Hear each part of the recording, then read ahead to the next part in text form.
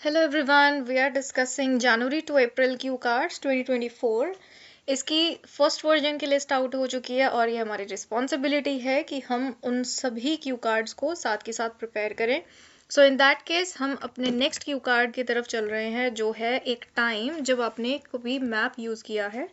Actually ये थोड़ा बहुत रिलेट करता है पहले वाले एक टॉपिक से, जब एक पर्सन को पूछा जाता था कि आप एक टाइम बताएं जो when you got lost.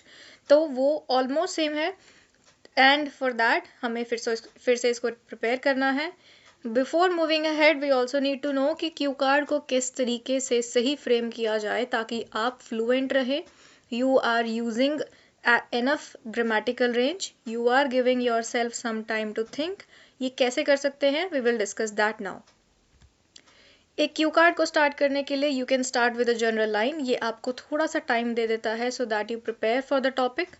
After that आप एक कॉम्प्लेक्स स्ट्रक्चर ऐड करेंगे जिसमें आप ग्रामेटिकल रेंज दिखा सकते हैं। इसको आप कॉम्प्लेक्स स्ट्रक्चर को आप ऑल्दो से शुरू कर सकते हैं, although there have been less times के साथ। फिर उसके बाद आप एक कॉन्ट्राडिक्टरी सिचुएशन भी क्रिएट करेंगे जो हम आगे सीखेंगे कैसे कर सकते हैं। आफ्टर दैट आप यूज़ करेंगे एक टाइम फ्रेम कि ये बात कब की है। It is a matter of couple of months या वीक्स या ईयर्स बैक के साथ, what ever is the case आप उस सिचुएशन के हिसाब से इन तीनों में से चूज़ कर सकते हैं। एंड टिल द एंड आपको कुछ इडियोमैटिक लैंग्वेजेस को यूज़ करना है। जो वोकैबलरी है वो काफ़ी अप्रोप्रिएट होनी चाहिए, टॉपिक के अकॉर्डिंग होनी चाहिए। एंड तक जाते जाते आपको ऑल इन ऑल से उसको कंक्लूड करना है, and that's it.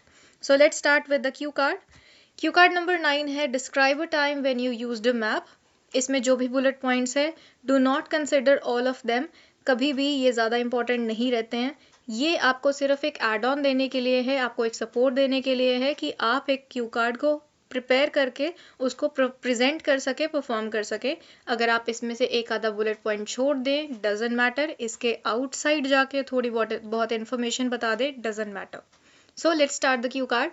In this contemporary era, it is not uncommon that people use maps and navigation system in the smartphones. However, the use of paper maps is still prevalent. इस contemporary era में ये uncommon नहीं है कि लोग maps या navigation systems को use करें स्मार्टफोन्स में, पर पेपर मैप्स जो है वो भी अभी प्रेवलेंट हैं, कहीं ना कहीं वो यूज़ होते रहते हैं। although there have been less times when I used maps, ये बहुत कम बार हुआ है कि हमने या मैंने कभी मैप्स यूज़ किए हों। I'm going to let you know about one such rare instance when I explored my destination with the help of navigation tool।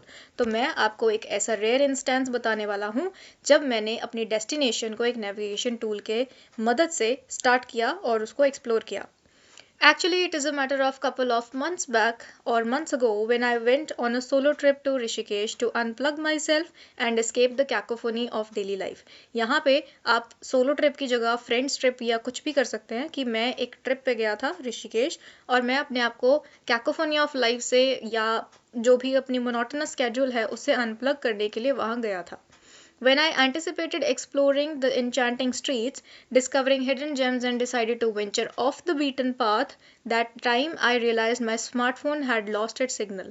जब मैंने अपना एक्सप्लोरिंग स्टार्ट की और जब मैं उसकी तरफ बढ़ रहा था, वहाँ मैंने कुछ हिडन जेम्स को डिस्कवर करने का सोचा, एंड आई डिसाइडेड कि मैं उस बीटन पाथ की तरफ जाऊंगा। बट दैट टाइम मैंने रियलाइज़ किया कि मेरे स्मार्टफोन में सिग्नल आना बंद हो चुका है। Feeling a bit disoriented but also intrigued by the unexpected adventure, I decided to rely on a good old paper map which I had picked from a local tourist information center earlier। इस situation में बहुत ज़्यादा unexpectedly adventure करने के चक्कर में या फिर मैंने उसको करना चाहा, तो वहाँ मैंने ये डिसाइड किया कि जो पेपर मैप मैंने रिसेंटली एक सेंटर से ख़रीदा था उसको मैं यूज़ करूँगा और मैं अपने आगे वाली जर्नी को नेविगेट करते हुए जाऊँगा। Finding a shaded spot in an adorable cafe, I unfolded the map and began tracing the winding streets and landmarks। वहाँ पे एक shaded spot था एक adorable cafe के अंदर, वहाँ पे मैंने अपना मैप खोला और मैंने अपनी winding streets and landmarks को मार्क कर लिया। As I strolled through the vibrant streets, the map became my trusted ally। ally is a friend। जैसे जैसे मैं चलता गया, strolling is walking। So जब मैंने उस जर्नी को स्टार्ट किया, वाइब्रेंट स्ट्रीट्स को देखा, मैंने अपने मैप को अपना एक फ्रेंड समझा और वो एक्चुअली मेरे एक फ्रेंड के जैसे काम कर रहा था.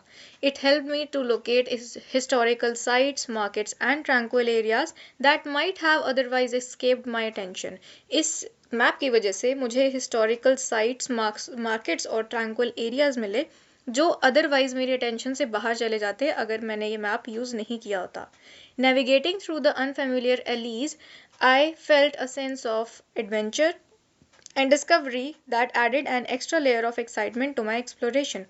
So उनके बीच में से नेविगेट करते हुए मैं गया और मुझे एडवेंचर और काफ़ी सारी डिस्कवरी भी मिली. The experience of using the map enhanced my journey. It provided a tangible connection to the city's layout and history, making me feel more engaged with the local culture. So वो जो situation थी, वो जो experience था, उसने मेरी journey को और enhance किया. मुझे एक tangible connection feel हो रहा था उस city के layout से, वहाँ के history से, और मुझे वहाँ के local culture से और ज़्यादा engage होने का मौका मिला. As I successfully navigated my way through the labyrinthine streets of Rishikesh, the initial anxiety transformed into a sense of accomplishment. जैसे जैसे मैं उन streets में से गुजरता गया, मुझे वो जो पहले वाली anxiety थी, अब उसको accomplishment में मैंने change कर लिया और change होते हुए मैंने उसे देखा. All in all, the reliance on a paper map turned what could have been a moment of frustration into a memorable adventure. और जो मैंने उस मैप के ऊपर रिलायंस रखा और जो उस पर ट्रस्ट रखा, उसने मुझे एक फ्रस्ट्रेशन वाली सिचुएशन को एडवेंचर में चेंज करने में बहुत हेल्प की. For me, maps are not just navigation tools, they are the companions that enrich my travel experience. मेरे लिए ये मैप्स कोई भी एक जस्ट नेविगेशन टूल्स नहीं है, वो मेरे एक अच्छे कंपेनियंस हैं जो मेरे ट्रैवल एक्सपीरियंस को और ज़्यादा एनरिच करते हैं. So with this Q card we have ended it all and आप इस क्यू कार्ड के आइडियाज़ ले सकते हैं. You can use this as it is, या फिर इसमें यूज़ हुए जो वोकेबलरी थी आप उसको टॉपिक ओरिएंटेड समझते हुए बिल्कुल अपने क्यू कार्ड में एडजस्ट कर सकते हैं. So you can do that and you can also use the same structure so that आपको हाई बैंड स्कोर मिलने के चांसेस और बढ़ जाए. So we will meet in the next Q card. Till then, keep learning.